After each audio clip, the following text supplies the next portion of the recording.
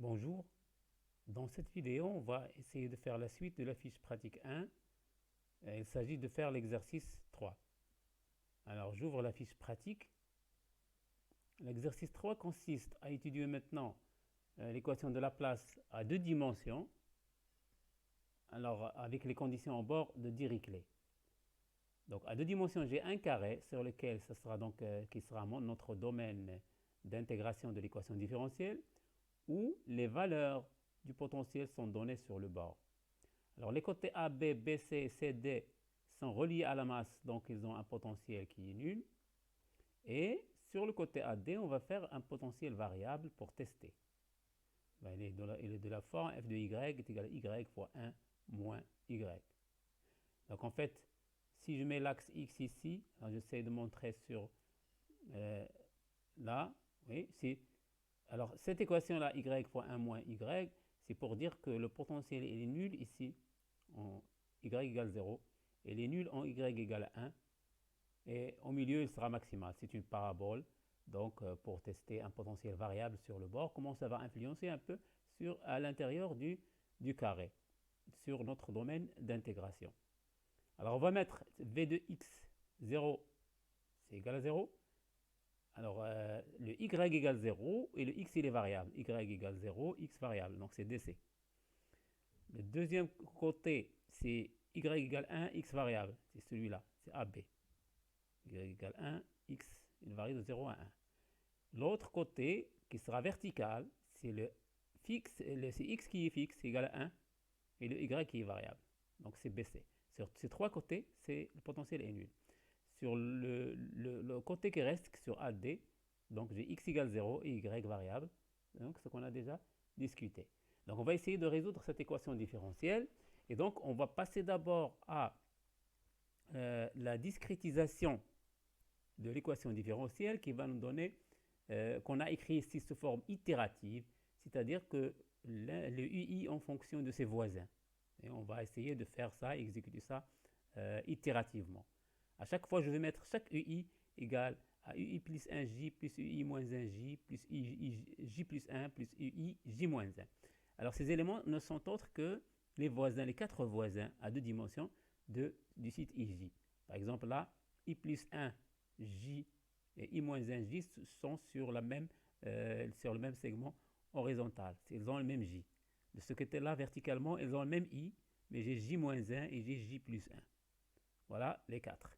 Alors ces quatre-là, dans une itération donnée, leur moyenne nous donne la prochaine valeur de U que je vais mettre là. Et je vais faire plusieurs fois. Bien sûr, en fixant les conditions au bord dont on a déjà parlé. La discrétisation de UX0, alors X, je mets I à la place de X, ce sera un indice maintenant, deux indices, au lieu d'avoir deux variables ici, X, Y, j'aurai deux indices, I et J. Alors là, J égale 0, j'ai UI pour chaque I, quel que soit I inférieur ou égal à N, alors j'ai UI 0 égale 1. La même chose pour I, N égale 1. Donc je parle maintenant de ces deux valeurs, de ces deux côtés-là. Là où le I est variable et le J ici, selon Y, le J il est fixé. Pardon, le J il est fixé ici. Et le I qui est variable. Oui, le J c'est fixe. J égale 0 et J égale 1. De l'autre côté, j'ai UN. Alors N, ça veut dire c'est ici, c'est 1. Là, c'est le dernier point pour X. Mais un J variable, et donc c'est le côté BC, un J variable, UNJ égale 0. Alors le côté qui reste, j'ai un I égale 0, hein, et le J qui est variable. Là. Et J donc c'est Y fois 1 moins Y. Alors j'ai remplacé le Y par sa discrétisation qui est J fois H. Alors suppose qu'on fait le même pas H ici, selon X et selon Y. J'ai le même pas. Voilà. En fixant donc ces conditions au bord, en itérant ce processus avec cette équation-là, on va essayer donc de résoudre cet algorithme ou de mettre cet algorithme sous forme de programme C. Alors, on va prendre le dernier programme sur lequel on avait travaillé, c'est Laplace Dirichlet, la deuxième version. Oui, donc c'est le dernier programme. Premièrement, j'aimerais d'abord signaler une chose. pour la dernière fois, on avait un programme qui marchait très bien, mais dans lequel il y avait une petite erreur, donc on va la corriger. Alors normalement, si on a U de n, donc ça c'est très important, lorsque je déclare, si je déclare par exemple, je vais l'écrire ici, et juste ici, si je déclare double par exemple, ça c'est un brouillon, je vais l'effacer après. Si je déclare double, le U par exemple de 10, alors j'ai le droit uniquement d'écrire U de 0, d'écrire U de 1, jusqu'à la dernière valeur que j'ai le droit d'écrire, c'est pas U de 10, mais U de 9. Parce que j'ai 9 valeurs. Allant de 0, j'ai 10 valeurs. Et alors, le langage C va me réserver dans la mémoire 10 cases, dans lesquelles je vais mettre U0, U1 jusqu'à U9. Pas plus. Je ne dois pas mettre U de 10, c'est illégal. Donc, l'erreur qu'on avait commis ici, c'est que on avait mis U de n, et normalement, on voulait n plus 1 point. Donc, il fallait réserver n plus 1 case. Oui. Ça a marché ici, mais ça pourrait ne pas marcher sur un autre compilateur. Donc, pour être strict avec les recommandations de C, donc je garde ceci. Donc, je dois tout simplement ajouter plus 1 ici, plus 1. Vous le mettez dans la place D2 et dans la place D1, c'est-à-dire les deux programmes qu'on a déjà fait. Juste ça, si on corrige ça, c'est bon. C'est bon, ça va marcher donc à merveille comme il l'a fait la dernière fois. Bien, une fois que j'ai fait ça, bon, pourquoi j'ai ouvert ce fichier? C'est tout simplement parce que je vais passer à deux dimensions. Je ne vais pas avoir besoin de réécrire un programme à nouveau. Tout ce que je vais faire, c'est que je vais l'enregistrer tout simplement, je vais l'enregistrer sous un autre nom, chapitre 1, ça sera la place de dimension, la place de D. D, voilà, avec les conditions en bord de directly toujours. Et maintenant, je vais voir qu'est-ce que je vais changer. Alors, ce que je vais changer, je vais toujours dans l'équation cœur, et celle-là, qu'on va étirer. On va dire maintenant, je n'ai pas uniquement un seul indice, mais deux indices. Donc, je déclare un tableau bidimensionnel UIJ. Et là, j'ai maintenant 4 valeurs de U qu'il faut mettre. Donc, UI-1, bon, je commence à UI, J plus 1. Je vais copier ça. Plus UI, J-1, il y en a toujours 4, plus UI-1 ou UI plus 1, J, maintenant J ne varie pas, et UI plus 1, J. Bon, je fasse tout. Plus UI plus 1, J. Voilà, je vérifie I plus 1, là, I plus 1, donc I moins 1 ici. Et je divise par 4. C'est ça l'équation. Donc, je vais corriger dès le départ maintenant et dire que ça, c'est tout simplement n plus 1, n plus 1. Donc, je réserve de l'espace pour I et pour J. La même chose pour le V dans lequel je stocke les antécédents, les valeurs antécédentes de U. Je vais le mettre aussi à deux dimensions. Il a la même dimension. Tout le reste va rester le même. J'ai même dimension, j'ai même longueur A égale 1, je le laisse. Et même H sur X et sur Y, je l'appelle H. H égale 1 sur N. Pas la peine de mettre HX, HY, c'est la même chose, c'est H. 100 points, alors pour le moment je mets 50 points pour faciliter. Après on verra ce que ça donne. L'erreur, tout ça, je laisse. Alors les conditions, maintenant les conditions au bord, c'est pas uniquement 2 points. J'ai 4 segments. Donc il y a des boucles sur les 4 segments parce qu'il y a beaucoup de points qui sont voisins l'une de l'autre. Donc il faut bien initialiser. Donc je ne vais pas faire ça. Je vais prendre la première, alors I0. Donc je vais boucler sur tous les I, allant de 0 à N. Et je mets ces deux équations-là. Alors je boucle for. Alors I égale à 0. Voilà, I inférieur ou égal à N. Et je mets I plus plus. Voilà. que je vais mettre là, je mets le U, pardon, le I et le J c'est 0. Voilà, c'est celle-là, UI0, puis UIN égale 0. Alors ça c'est égal à 0. Et je copie ça. U et N c'est aussi 0. Donc j'ai initialisé maintenant les deux bords qui sont horizontales, ces deux bords-là. Il reste ces deux bords-là, de l'autre côté. Donc je vais maintenant mettre un J. Je copie ça. Je mets un J maintenant. C'est J qui est variable.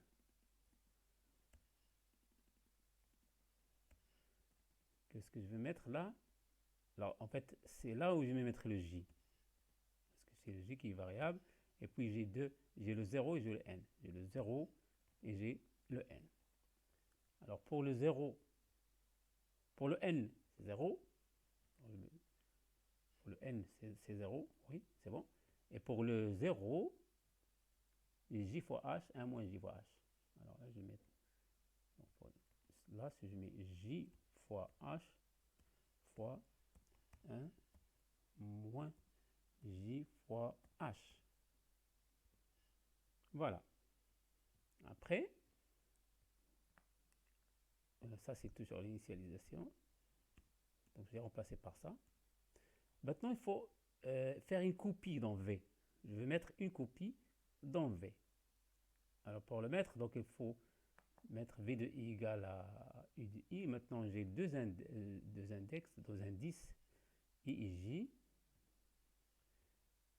Je vais mettre ça deux fois. Donc pour I et pour J. Donc je mets ce pareil pour J, donc en fonction de I et J.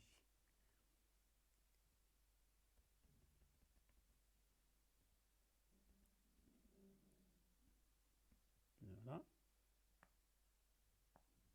Je vais fermer ici. Alors je dois mettre I et J. C'est pour tous les points I et J.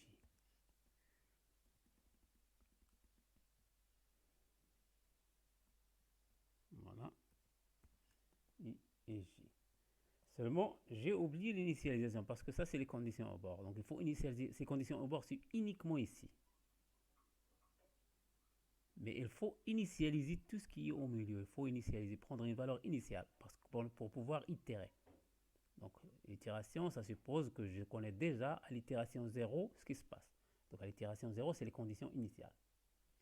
Puis après, c'est le programme qui va calculer les autres itérations. Mais je dois lui donner le départ. Alors, le départ, ça sera tout simplement tout ça égal à 0. Tout ça, c'est égal à 0. Alors, comment je vais le faire? Je n'ai pas besoin de faire une autre boucle. Oui, c'est pas grave, je le mets. C'est pas grave. Je mets V, donc pour I allant de 0 jusqu'à N, J allant de 0 jusqu'à N, et je dois supprimer parce que les conditions au bord tiennent compte déjà de 0 et de N. Donc, j'élimine ces bords-là. Je commence à 1. Oui, voilà, strictement inférieur à N. Je mets U, I, J. J'initialise le U, I, J égale à 0 comme on l'avait fait avant. Voilà, ça c'est l'initialisation. Ça, c'est une copie que je vais mettre dans V de IJ. Une copie de U qui est stockée dans J. Donc, je refais ça. Je réexplique. Alors, ces deux boucles, c'est juste tout simplement la fixation des conditions au bord de Dirichlet. Sur les bords, uniquement sur les bords. Parce que c'est un seul indice qui varie, là et là. Là, il y a deux indices qui varient. Donc, je donne les valeurs qui sont à l'intérieur, les valeurs initiales, U et J. Donc, c'est l'initialisation. Et ça, c'est parce que le programme exige que j'ai une copie de V avec laquelle je vais calculer l'erreur. C'est pour ça que je l'utilise. Maintenant, ça va rester la même chose ici. Donc, je vais commencer par une erreur très grande, supérieure à epsilon au départ. Puis après, je vais la calculer à l'intérieur. Alors, seulement la boucle ici, elle va être sur I et J, encore une fois. Donc je vais couper celle-là. Oui. Donc la boucle maintenant est sur I et J. Mais il ne faut pas mettre les bords dans les itérations. Voilà, je dois donc fermer les accolades et organiser la structure ici. Voilà. Alors, une fois que j'arrive ici, la même chose. L'erreur se calcule sur les IJ, 2 dimensions toujours. IJ. Pour tous les points UJ, je vais boucler et calculer l'erreur qui est la différence entre le UIJ, c'est-à-dire la nouvelle valeur, et VDIJ, c'est-à-dire l'ancienne valeur dans laquelle on a stocké le U. Une fois que je finis avec un point, je peux la stocker dans une nouvelle valeur qui sera la nouvelle V. V de IJ est égal I de IJ. Voilà.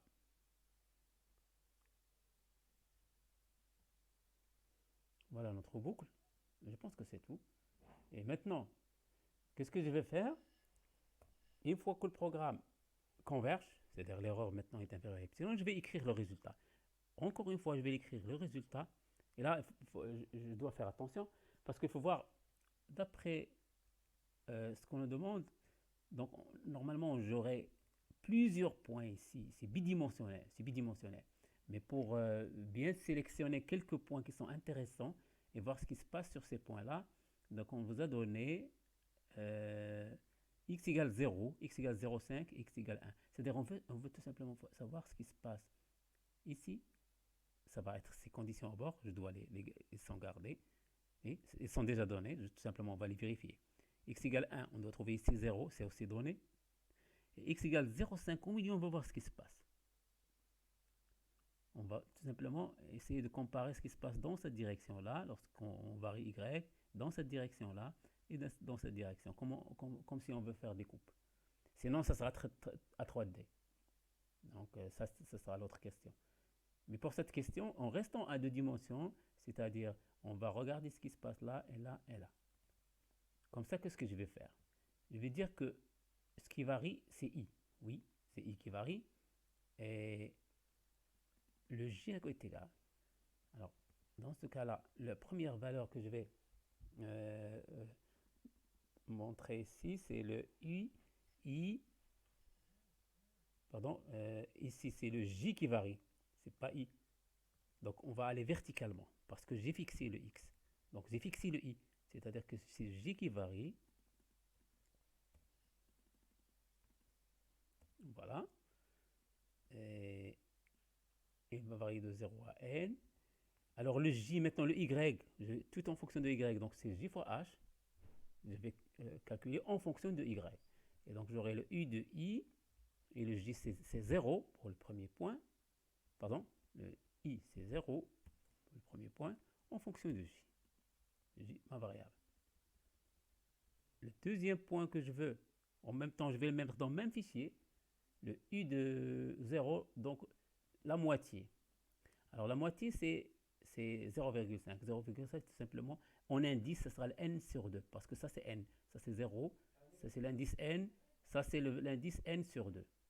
Alors n sur 2, donc je vais le mettre là, n sur 2. Et puis le dernier, pardon, ça sera nj. Et j sera toujours notre variable verticale, j. Il va de 0 jusqu'à grand n. Voilà, une fois qu'on fait ça, bon, il suffit de régler un petit peu le format. J'ai ici 1, 2, 3, 4. Je n'ai ici que deux formats, donc je vais ajouter ça. Voilà, maintenant ils sont 4, format de 4. Et je copie ceci, tout ce format-là, ceci, je vais le copier là, aussi dans le fichier. Je vais le mettre dans le fichier aussi. Voilà, et j'écris les itérations qu'on a ici. J'enregistre. Bon, maintenant, on va essayer de compiler et voir ce que ça va donner. Donc on va essayer de compiler. C'est la place, donc moins LM. Vous avez donc un lien pour compiler.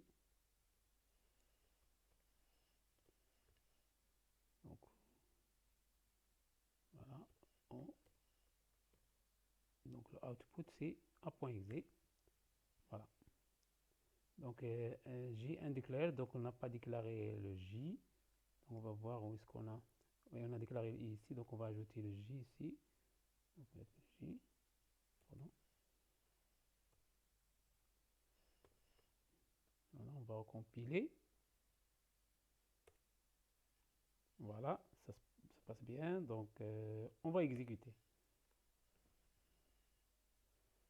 Voilà, c'est bon.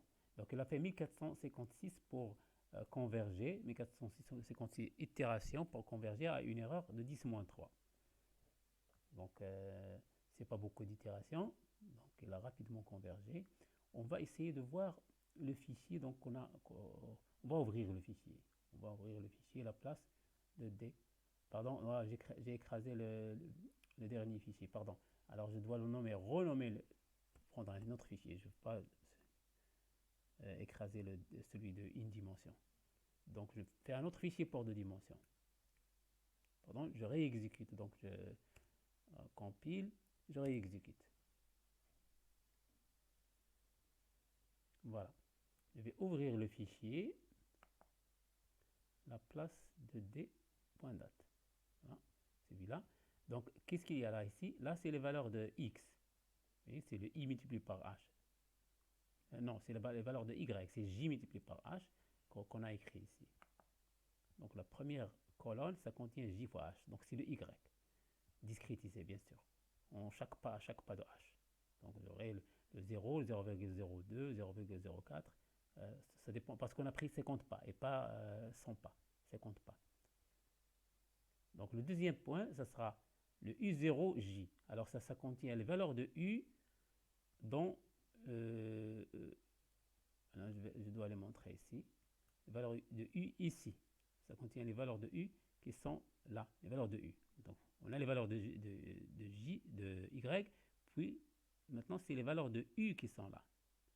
Ça doit tout simplement donner les valeurs qui sont données par ça. Donc 0 au départ et 0 à la fin et un maximum ici. Donc, voilà, ils sont là. Oui, en dernier point, qu'est-ce que j'aurai?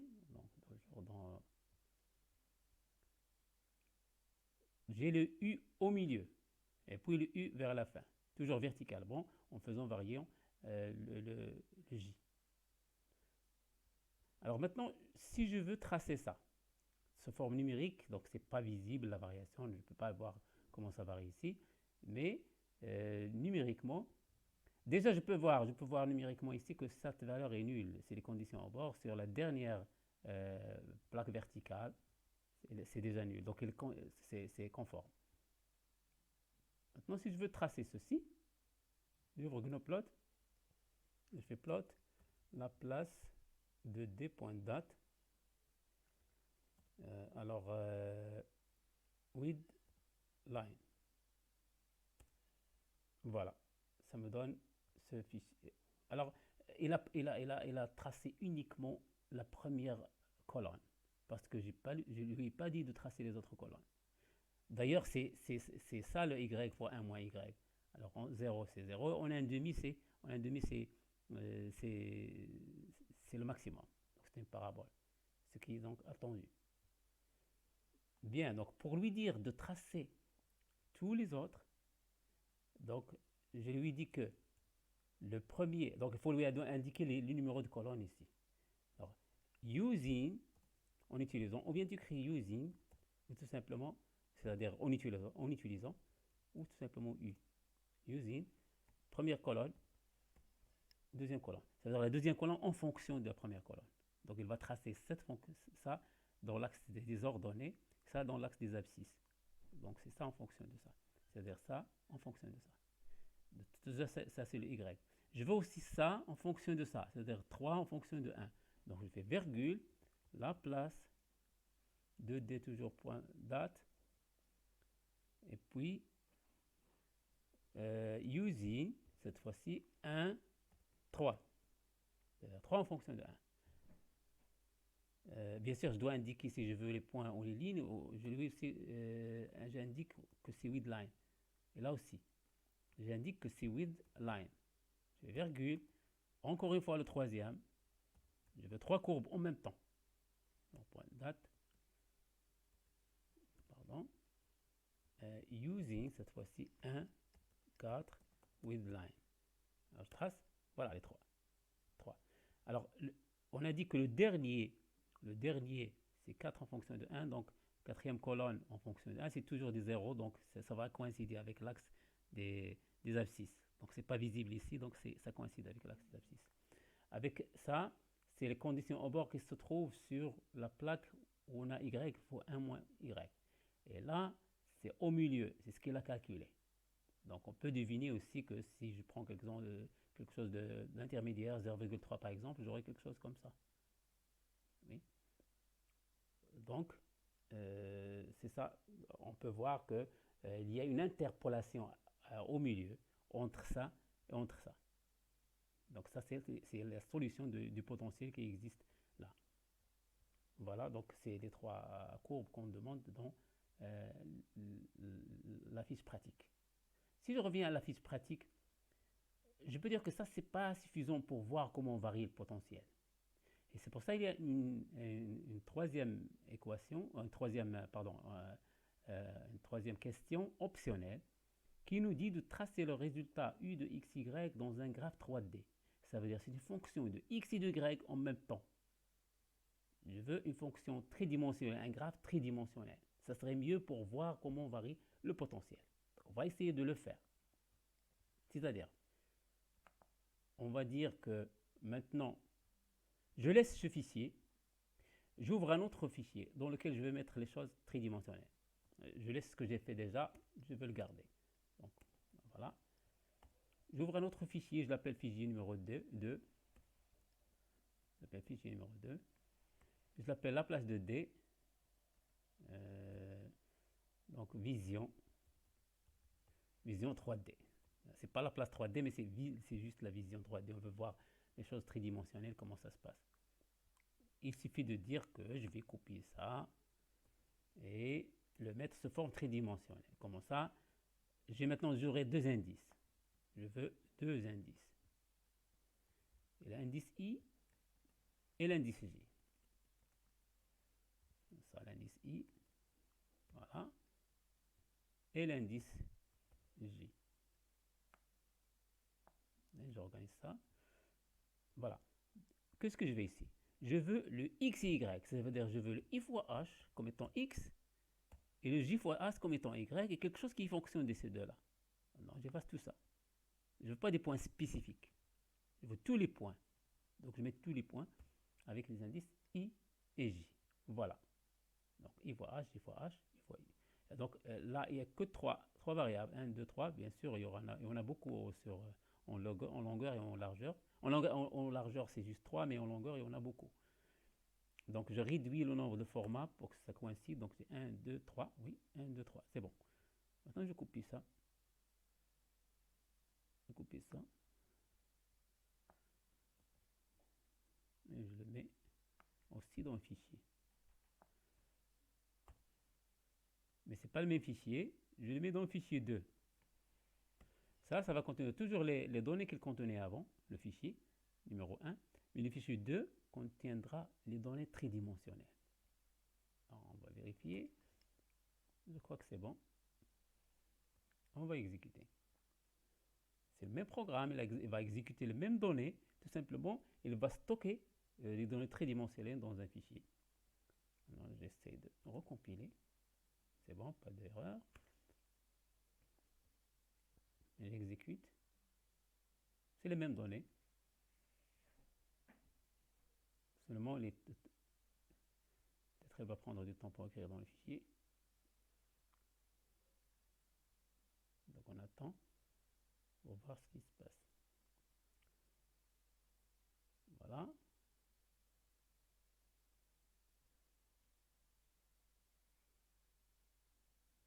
On attend itération est arrivé à 0,6, 0,7. Donc il va s'arrêter à 1. Voilà, toujours 1456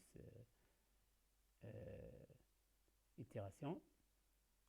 Alors je reviens ici. Pardon. Donc j'essaie de voir d'abord le fichier bidimensionnel, celui-là. Voilà. Le U, donc ça c'est le coin, le 0, 0. Le 0, il va varier J sans passer 0, 0, 2, puisque j'ai divisé par 50. Donc à chaque fois, ça c'est le X et le Y, avec un pas de H.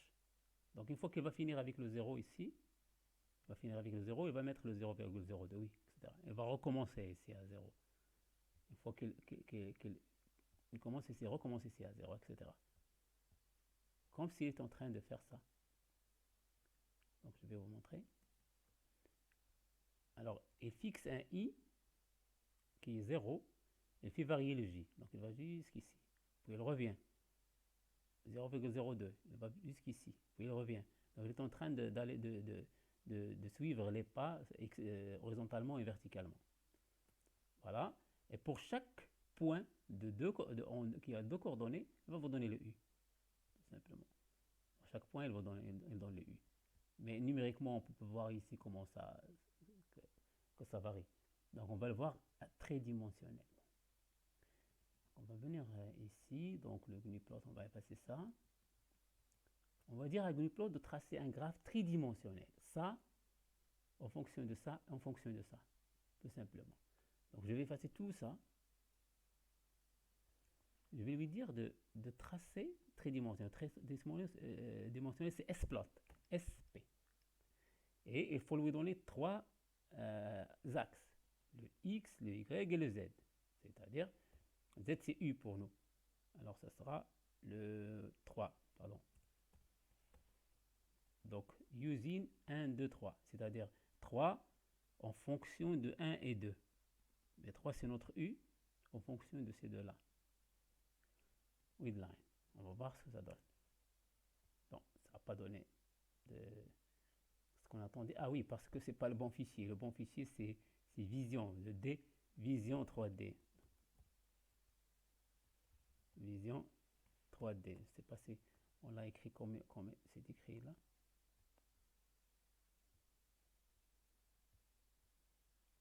C'est là. Alors, Vision 3D.date, c'est bon. Vision 3D.date. On va essayer, voir. Voilà. Voilà ce qui se passe. Donc, on a effectivement ici 3D. On a cette parabole qui est au bord. D'ailleurs, on vérifie les conditions au bord. Ça, c'est 0, 0, 0 sur ce bord-là. Ça, c'est la plaque. La plaque, c'est celle-là. Là, c'est 0. Là, c'est 0. Et là, c'est 0. Et là, c'est 0. 3 bords.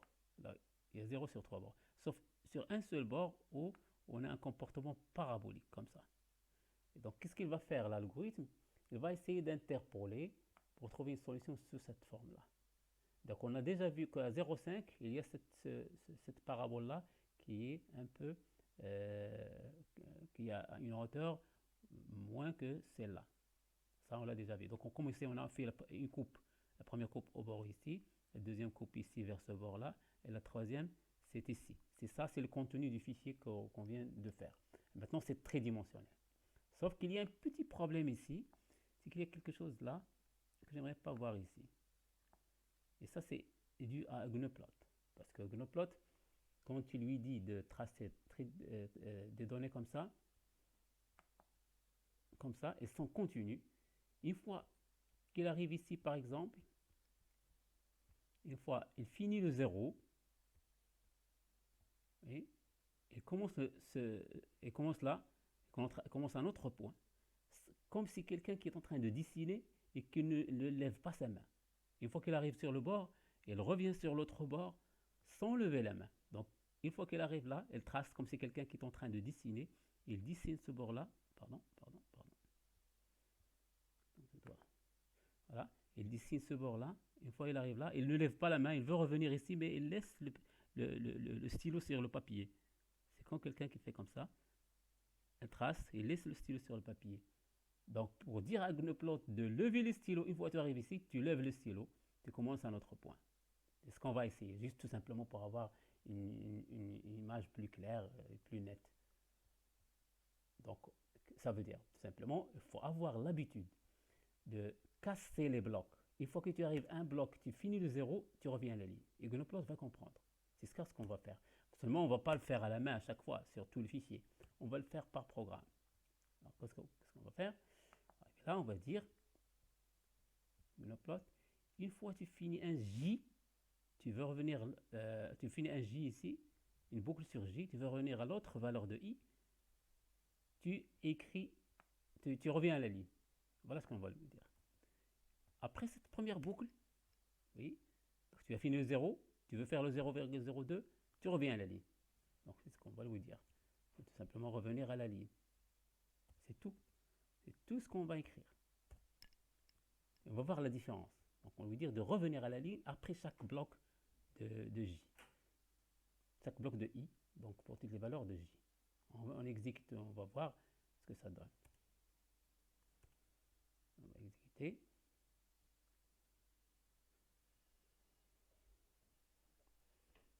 On attend, bon, il compile ici.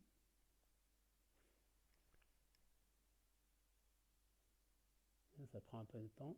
Ça dépend du nombre de points qu'on a pris. On a pris 50 fois 50. Donc c'est 2500 points. Sur le carré, uniquement 0,1, 0,1.